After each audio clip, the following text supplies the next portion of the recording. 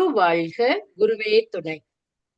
ஆசான் அருட்தந்தை வேதாத்ரி மகரிஷி அவர்கள் நம்மோடு சூக்குமமாக நிறைந்திருந்து நம்மை என்றென்றும் வழி நடத்துவாராக. எனக்கு இந்த அருமையான வாய்ப்பை நல்கிய ஸ்கை நார்வே மனவளக்கலை மன்ற நிர்வாக உறுப்பினர்கள் அனைவருக்கும், இணைப்பில் இணைந்துள்ள அனைத்து வேதாத்ரிய அன்பு உள்ளங்களுக்கும் எனது சிரம் தாழ்ந்த வணக்கங்களையும் வாழ்க வளமுடன் என்ற நல் வாழ்த்துக்களையும் தெரிவித்து மகிழ்கிறேன். வாழ்க வளமுடன். சிந்தனையை, உடல் நலத்தை சீரமைத்து உய்வித்த குருவே வாழ்க. இன்னைக்கு நாம சிந்தனைக்கு எடுத்திருக்கிற தலைப்பு இயற்கை சக்திக்கு உதவுவோம்.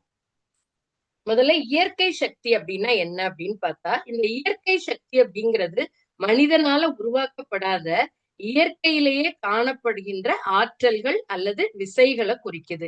இது உலகில நிகழும் பல இயற்கை நிகழ்வுகளுக்கு காரணமா இருக்குது இந்த இயற்கை சக்தி. உதாரணத்துக்கு பார்த்தோம்னா சூரிய சக்தி, சூரியன்ல இருந்து கிடைக்கக்கூடிய ஒளி மற்றும் வெப்ப ஆற்றலை சூரிய சக்தின்னு சொல்றோம். அடுத்து காற்று சக்தி, காற்றின் இயக்கத்தால கிடைக்கக்கூடிய ஆற்றல். அடுத்து ஓடக்கூடிய தண்ணீர் அல்லது அருவிகள், அதன் மூலமா கிடைக்கக்கூடிய ஆற்றலை நீர் சக்தின்னு சொல்றோம். அடுத்தது கடல் அலைகள்ல இருந்து பெறக்கூடிய ஆற்றலை அலை சக்தின்னு சொல்றோம். அடுத்து பூமியோட உட்புற வெப்பத்துல இருந்து கிடைக்கக்கூடிய ஆற்றலை புவி வெப்ப சக்தி. இப்படின்னு இயற்கையிலிருந்து கிடைக்கக்கூடிய சக்திகள் இத்தனை வகைகளாக இருக்குது. இந்த இயற்கை சக்திகள் மின்சாரம் தயாரிக்கிறதுக்கு, விவசாயம், தொழில் மற்றும் அன்றாட வாழ்க்கையில பல தேவைகளுக்கும் பயன்படுத்தப்படுது. இவை புதுப்பிக்கக்கூடிய ஆற்றல் வளங்கள், அதாவது ரெனியூவபிள் ஆற்றலாக இருக்கிறதுனால சுற்றுச்சூழலுக்கு இது ஏற்றவையாக இருக்குது. இந்த சக்தி எல்லாம் காற்று சக்தி, நீர் சக்தி, அலை சக்தி. இந்த எளிமையா இத பத்தி சொன்னோம் அப்படின்னா, இயற்கை சக்தின்னா என்னன்னா, இயற்கையாக கிடைக்கக்கூடிய ஆற்றல்களை தான் இயற்கை சக்தி அப்படின்னு சொல்றோம். இப்போ இந்த இயற்கை சக்தி நாம மதிக்காம இருந்தோம், தன்னோட பேராசையால மனிதர்கள் என்ன பண்றாங்க, இந்த இயற்கைக்கு எதிராக செயல்படும் போது பேரழிவை சந்திக்க வேண்டியிருக்கும். இத நம்மளோட வரலாற்றுல நிறைய நிகழ்வுகள் இத உணர்த்தி இருக்குது. உதாரணத்துக்கு பார்த்தோம்னா, பாபிலோனிய புராணத்துல பாத்தீங்கன்னா, பூமியில மனிதர்களோட எண்ணிக்கை மற்றும் இரைச்சல் ரொம்ப அந்த நாய்ஸ் பொல்யூஷன் அதிகமாகி என்னாச்சுன்னா, இயற்கைக்கு அப்பாற்பட்ட ஆற்றல்னால இயற்கை சமநிலையை அவங்க குலைச்சாங்க பாபிலோனிய மக்கள். அதனால கோபமடைந்த இயற்கை என்ன பண்ணுச்சுன்னா, ஒரு பெரும் வெள்ளத்தை ஏற்படுத்தி உலகத்தையே அழிச்சுச்சு.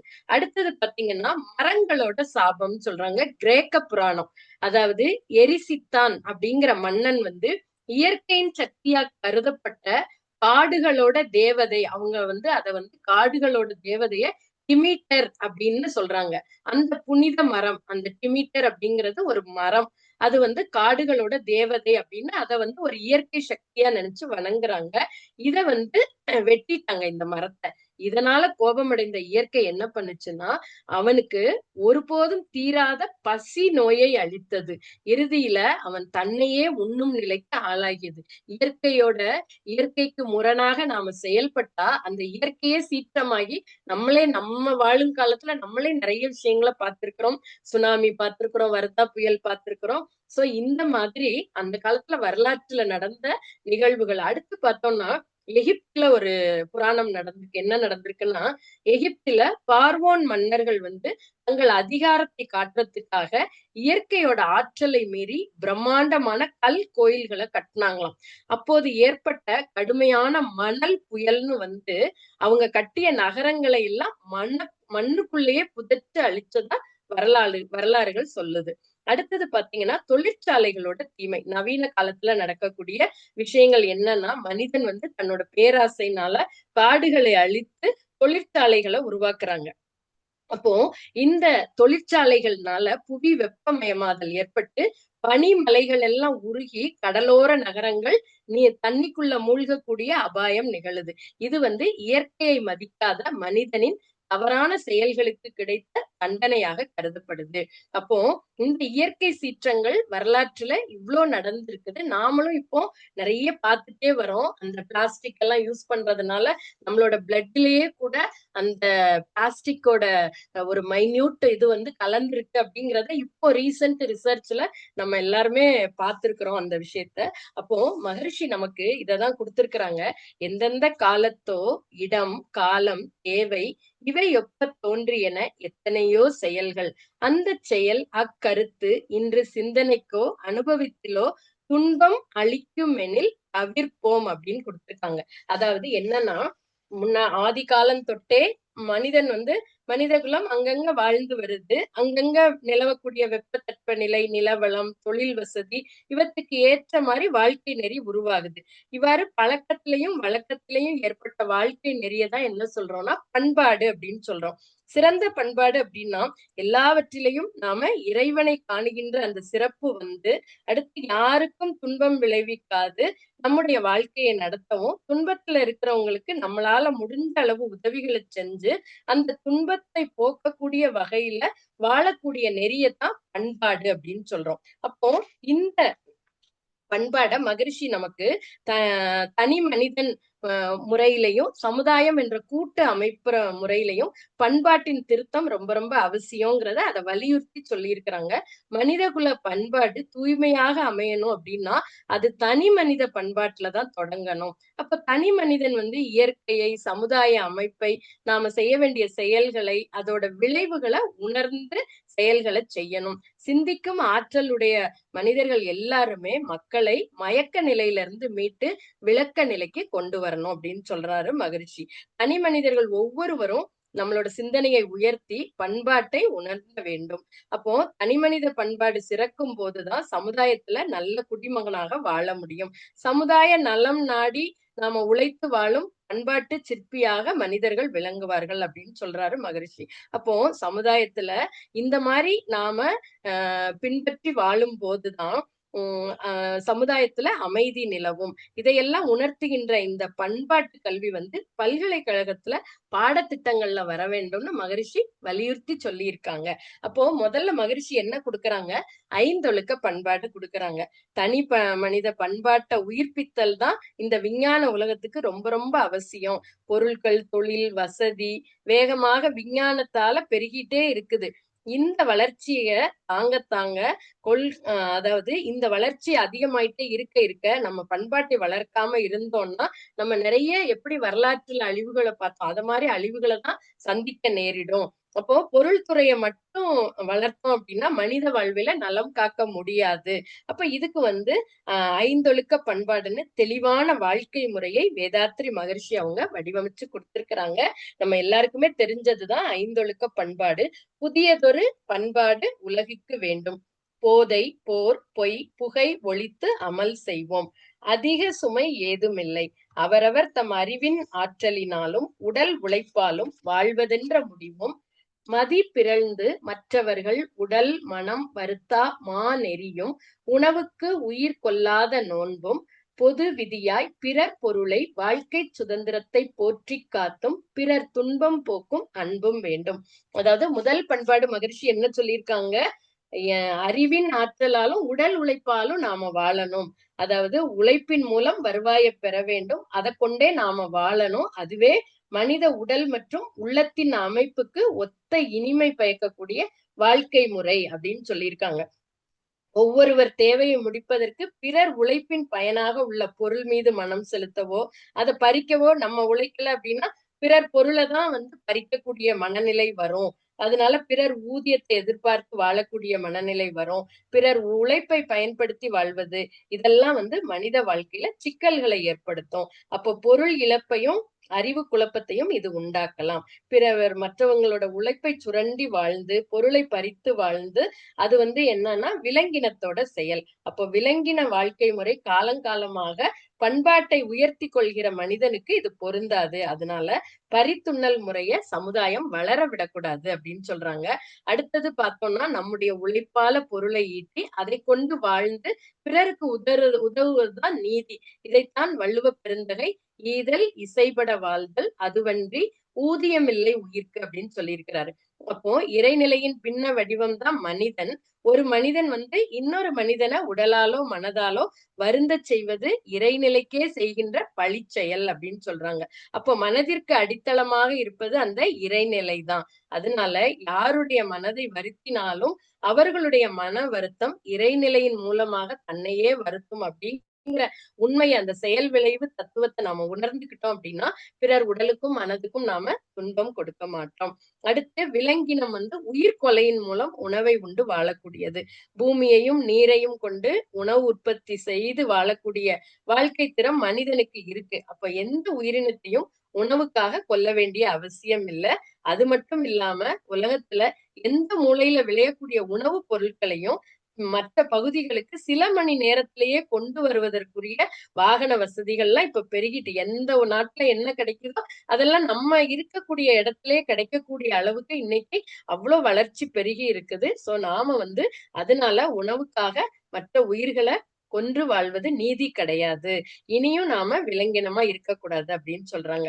அடுத்தது பார்த்தா மனித இனத்துல பரித்துண்டு வாழ்றது ரொம்ப பெரிய குற்றம். அப்ப இந்த குற்றம் என்னன்னா நம்முடைய சமுதாயத்தையே அந்த செல்லரித்த புத்தகம் போல சீர்குலைத்து விடும். அதனால பிறருடைய உரிமையான பொருட்கள், அவங்களோட வாழ்க்கை சுதந்திரம், இதையெல்லாம் நாம மதித்து வாழக்கூடிய பண்பாட்டை பின்பற்றி வாழ்றது நம்மளுடைய தலையாய கடமைன்னு மகரிஷி சொல்லியிருக்காங்க.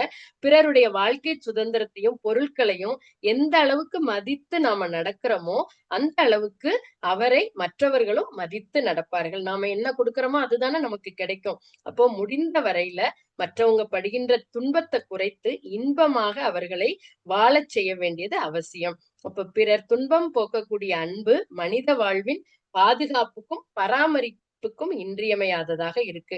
அப்ப துன்பம் தவிர்த்த வாழ்வே அறநெறி. இப்ப இயற்கை சீற்றத்தினால, அறியாமையினால, உணர்ச்சி வயப்பட்ட நிலையினால ஒருத்தர் துன்பப்படுவாரானா தகுந்த முறையில அறிவு செயல் மூலம் முடிந்தவரை அந்த துன்பங்களை குறைப்பதும் நீக்குவதும் தான் நம்மளோட மனிதர்களுடைய தன்மை.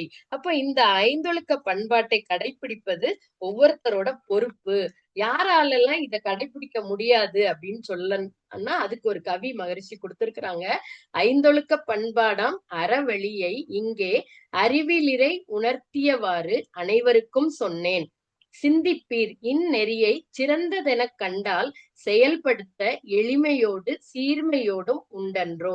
எந்த இடத்திலும் மக்கள் இத்தூய பண்பை ஏற்று நடந்தால் விளைவு எவ்வாறு அமையும்? அந்த பெரும் அமைதி நிலை உங்கள் அனைவருக்கும் அறிவிற்கு பொருந்துமெனில் அதை ஏற்போம் வாரீர்னு ஞான களஞ்சியத்துல கொடுத்திருக்கிறாங்க. அதாவது இது எல்லோராலும் செயல்படுத்த இயலும், செயல்படுத்துறதுக்கு ரொம்ப ரொம்ப எளிமையானது. குடும்பத்திலேயே இந்த பண்பாட்டை பழகி வர வர அது குடும்ப பண்பாடாவே மாறிவிடும். அப்ப அந்த பண்பாடு சந்ததிகளுக்கும் தொடரும். யாரோடு பழகினாலும் நாம இந்த பண்பாட்டின் தன்மையே முதன்மையாக நமக்கு வெளிப்பட ஆரம்பிக்கும்.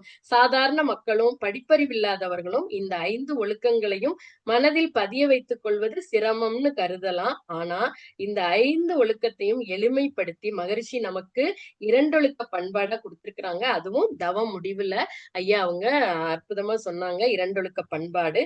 அப்போ நான் யாருடைய உடலுக்கும் மனதுக்கும் துன்பம் தரமாட்டேன். நம்ம 5 இதை பின்பற்றி நடக்காட்டாலும் இந்த 2 ஒழுக்க பண்பாட்டை நாம மனதுல பதிய வச்சுக்கணும்னு சொல்லி தவ முடிவிலேயே நமக்கு தினந்தோறும் காலை மாலை தவம் செய்யும் போது 2 ஒழுக்க பண்பாடு அப்படி சொல்ல சொல்ல சொல்ல அது நம்முடைய உடல் செல்கள்ல பதிந்து நமக்கு அது நம்முடைய வாழ்க்கையின் இயல்பாகவே மாறக்கூடிய தன்மையாகி விடும்.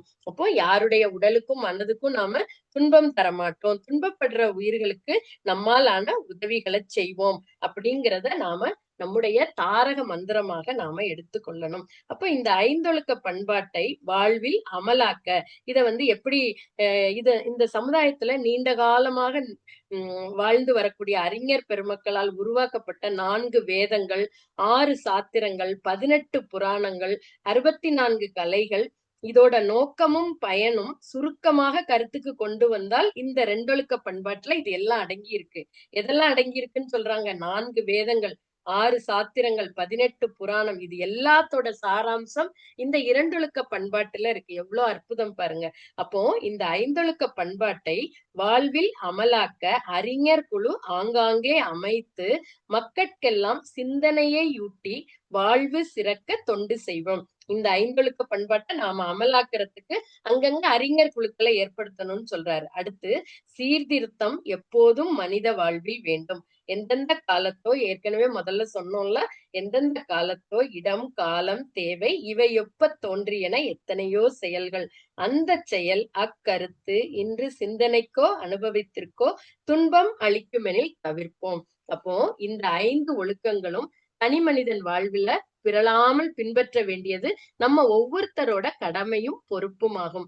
இதனால தனி மனிதன் வாழ்வுல துன்பங்களை தவிர்த்து உடல் நலமும் மனவளமும் காத்து நாம வாழ முடியும். இதோட விளைவு சமுதாயத்துக்கும் நன்மையா இருக்கும். அடுத்து நமக்கும் மன அமைதி, மன நிறைவு கிடைக்கும். எனவே இந்த ஐந்தொழுக்க பண்பாடு ரொம்ப ரொம்ப அவசியம். இத நாம எந்தெந்த விதத்துல மனிதன் தவறு செய்திருந்தாலும் அதையெல்லாம் சீர் செய்து நாமும் நம்மை சார்ந்த மற்றவர்களும் நலமாக வாழ்றதற்கு ஏற்ற பண்பாடுதான் இந்த ஐந்தொழுக்க பண்பாடு. அப்போ இதுதான் தனி மனிதன் சீர்திருத்தமும் பண்பாடும் ஆகும். அப்ப இயற்கை நமக்கு எவ்வளவு விஷயங்களை அள்ளி கொடுத்திருக்கு. இயற்கையில இருந்து நாம கற்றுக்க வேண்டிய பாடங்கள் நிறைய இருக்கு. இப்ப உதாரணத்துக்கு பார்த்தோம்னா ஒரு மூங்கில் மரம் நம்ம எல்லாருக்குமே தெரியும். இந்த மூங்கில் மரம் தன்னோட வாழ்க்கை சுழற்சி மற்றும் குணாதிசயங்கள் மூலமாக மனிதர்களுக்கு ஆழமான தத்துவ பாடங்களை கற்றுத்தருது. அதாவது நெகிழ்வுத்தன்மை, பொறுமை, வளர்ச்சி, அடக்கம் மற்றும் ஒற்றுமை இத இந்த மூங்கில் மரம் நமக்கு உணர்த்துதுதான். வளையும் தன்மை, அதாவது இந்த புயல் காற்று அடிக்கும் போது பாத்தீங்கன்னா பெரிய பெரிய மரங்கள் கூட வேரோட சாஞ்சிருமா. ஆனா இந்த மூங்கில் காற்றுக்கு ஏற்ப வளைந்து கொடுக்குமே தவிர முறிவதில்லை.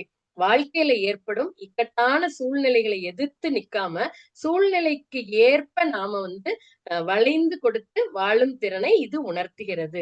அந்த மூங்கில் மரம் மட்டும் ஒரு காத்து ஒரு புயல்லாம் அடிச்சோம்னா எல்லா மரமும் நிறைய மரங்கள் வேரோடு வருஷ கணக்கா வேரூன்றி இருந்த மரங்கள் கூட கீழே விழுந்துரும். ஆனா இந்த மூங்கில் மரம் மட்டும் பாத்தீங்கன்னா காற்று எந்த திசை வீசுதோ அதுக்கேத்த மாதிரி வளையுமே தவிர அந்த மூங்கில் மரம் கீழே விழாதான். சோ அவ்வளவு வளையும் தன்மை அந்த வளைந்து கொடுக்கக்கூடிய நம்மளும் வாழ்க்கையில சூழ்நிலைகளுக்கு ஏற்ப மாதிரி நம்மள வளைச்சு கொடுக்கணும் அப்படிங்கிறத இந்த மூங்கில் மரம் நமக்கு உணர்த்துது. அடுத்து பாத்தீங்கன்னா பொறுமையும் ஆழமான அடித்தளமும். இந்த மூங்கில விதைக்கப்பட்டவுடன் உடனடியா அது மேல வளராது.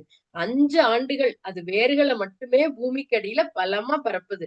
அது ஒரு மூங்கில் விதைய விதைச்சோம்னா 5 வருஷம் அதுக்கு தண்ணி ஊத்தி அதுக்கான பராமரிப்பு எல்லாம் நம்ம செஞ்சுக்கிட்டே இருக்கணும். 5வது ஆண்டிற்கு பிறகு ஒரே மாதத்துல பல மீட்டர்கள் அது உயரமா வளருதாம். வாழ்க்கையோட தொடக்க காலத்துல நாம செய்யக்கூடிய கடின உழைப்பு மற்றும் பொறுமை எதிர்காலத்தில் பிரம்மாண்டமான வளர்ச்சிக்கு அடித்தளமாக அமையும் அப்படிங்கிறத இது நமக்கு உதாரணமா காட்டுது. உதாரணத்துக்கு இதை நம்மளோட மனவளக்கலை பயிற்சிகளையே எடுத்துக்கலாம். நம்ம சின்ன குழந்தைங்களா இருக்கும்போது அவங்களுக்கு அந்த பயிற்சியை கத்து கொடுத்தோம் அப்படின்னா அவங்களோட உடல் செல்கள்ல பதிந்து அவங்களுக்கு எதிர்காலத்துல வரக்கூடிய நோய்கள்ல இருந்து பாதுகாத்து கொள்வதற்கு உதவிகரமாக இருக்கும். இப்ப நாமெல்லாம் பயிற்சிக்கு வந்தோம்னா நம்ம நிறைய பேர் நினைச்சிருக்கோம், ஐயோ நான் இவ்வளவு லேட்டா உடம்புல இவ்வளவு பிரச்சனை வந்தது, அப்பெல்லாம் இந்த பயிற்சிக்கு கத்திருக்க கூடாதா அப்படிங்கிற ஆதங்கம் நம்ம எல்லார் மனசுலயும் இருக்கும். ஆனா கூட இப்ப கூட நம்ம லேட்டு கிடையாது. நம்ம இப்போ செஞ்சுட்டு தொடர்ந்து விடாம செய்ய செய்ய செய்ய செய்ய நம்முடைய வாழ்க்கையில நம்ம மனவளக்கலையில தொடர்ந்து பயிற்சி பண்றவங்க நம்ம ஃபேமிலி ஃபங்க்ஷனுக்கோ இல்ல ஏதாவது ஒரு கெட் டுகெதர் எங்கேயாவது போறப்ப நம்ம பார்க்கலாம். நம்ம ஏஜ் குரூப்ல இருக்கிறவங்க எப்படி இருக்காங்க, நம்ம எப்படி இருக்கிறோம் அப்படிங்கிறத நம்ம ஈஸியா நமக்குள்ளேயே நாம தெளிவுபடுத்திக்கலாம். அந்த அளவுக்கு இந்த மனவளக்கலைன்ற பொக்கிஷம், இந்த பயிற்சிகள் நமக்கு வாழ்க்கையில ஒரு துணையா இருக்கு. அப்ப சின்ன வயசுலயே நாம கத்துக்கல அப்படின்னு நினைக்கிறத நம்மளால முடிஞ்சது ஏதோ ஒரு நம்ம ஃப்ரெண்டோட குழந்தைக்கோ நம்ம ரிலேட்டிவ் பசங்களுக்கோ நம்ம வீட்டுல இருக்க பசங்களுக்கோ இதை சின்ன வயசுல நாம கத்து கொடுக்கறதற்கான முயற்சிகளை மேற்கொள்ளணும். ஆனா யாரையும் ஃபோர்ஸ் பண்ணவே கூடாது. நம்ம யார் கத்துக்கணும்னு நினைக்கிறோமோ அவங்கள நினைச்சு வாழ்த்த நிச்சயமா அவங்க ஒரு நாள் பயிற்சிக்குள்ள வருவாங்க. அப்ப இந்த பொறுமையும் அந்த ஆழமான அடித்தளமும் இதுல இருந்து நாம கத்துக்கக்கூடிய தன்மை. அடுத்தது பார்த்தோம்னா அடக்கம் மற்றும் பணிவு. அதாவது மூங்கில் எவ்வளவு உயரமா வளர்ந்தாலும் அதோட தலைப்பகுதி பார்த்தா பூமியை நோக்கி தலை வணங்கி பணிவாதையா இருக்குமா. வாழ்வுல நாம எவ்வளவு பெரிய உயரத்தை அடைஞ்சாலும் புகழின் உச்சிக்கே இருந்தா கூட பணிவாகவும் அடக்கமாகவும் இருக்கணும் அப்படிங்கிறத இந்த மூங்கில் மரத்துல இருந்து நாம கத்துக்கலாம். அடுத்தது பார்த்தோம்னா, மூங்கிலோட வெளிப்புறம் பார்த்தீங்கன்னா, கடினமா இருந்தா கூட, அதோட உள்பகுதி வந்து வெற்றிடமாக, ஹாலோவா தான் இருக்கும். மூங்கில்ல இருந்து தானே நமக்கு புல்லாங்குழல்லாம் தயாரிக்கிறாங்கன்னு தெரியும்ல. அதே போல மனிதர்கள் தங்கள் மனதில் உள்ள அகந்தையை, நான் அப்படிங்கிற எண்ணத்த காலி செஞ்சுட்டு, புதிய விஷயங்களை கற்கவும், ஏற்றுக்கொள்ளவும் தயாராக இருக்க வேண்டும் அப்படிங்கிற ஞானத்த இந்த மூங்கில் மரத்துல இருந்து நாம கத்துக்கணும் அப்படின்னு சொல்றாங்க. அடுத்தது பார்த்தோம்னா, ஒற்றுமை உணர்வு. மூங்கில் எப்போதுமே பார்த்தா தனியா வளராதாம். கூட்டமா, தோப்பா தான் வளரும். ஒன்றோடு ஒன்று பின்னி பிணைஞ்சு வளர்றதுனால, எந்த புயலையும் ஒன்றாகவே அது எதிர்கொண்டு நிற்குமாம். மனிதர்களும் தங்கள் சமூகத்தோடு இணைந்து ஒற்றுமையாக வாழும்போது, நமக்கெல்லாம் தெரியும். ஒற்றுமையே பலம்னு சின்ன வயசுலயே 4 படம் போட்டு நமக்கு ஃபர்ஸ்ட் ஸ்டாண்டர்ட் படிக்கும்போதே சொல்லிக் குடுத்துருக்காங்க. சோ அந்த அளவுக்கு ஒற்றுமையோடு இருக்கும்போது, நம்ம பலம் பெற முடியும். அப்போ நம்ம வாழ்க்கையில பொறுமை, மன அழுத்தம் இந்த மாரி எதுல நமக்கு பிரச்சனை இருந்தாலும் சரி, இந்த மூங்கில் மரத்த நாம உதாரணமா எடுத்துக்கலாம். சோ இந்த மூங்கில் மரத்துல இருந்து நமக்கு ஒற்றுமை உணர்வு, அடுத்தது பார்த்தோம்னா, அந்த தான்ற அகங்காரம், அடுத்தது அடக்கம் மற்றும் பணிவு, பொறுமையான பொறுமையும் நம்மளோட பேசிக் வந்து ஆழமான அந்த பேஸ்மெண்ட் வந்து நல்லா ஸ்ட்ராங்கா இருக்கணும்.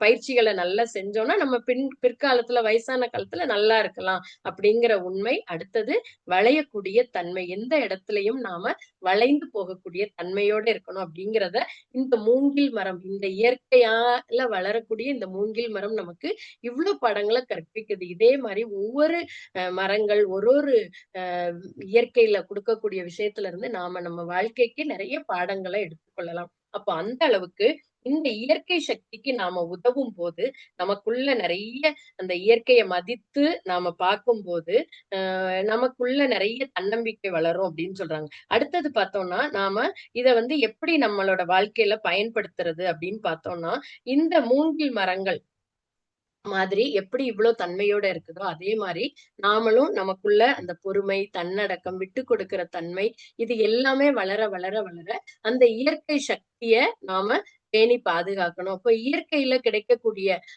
நாம முதல்ல இயற்கைய மதிக்கணும் அப்படின்னு சொல்றாங்க.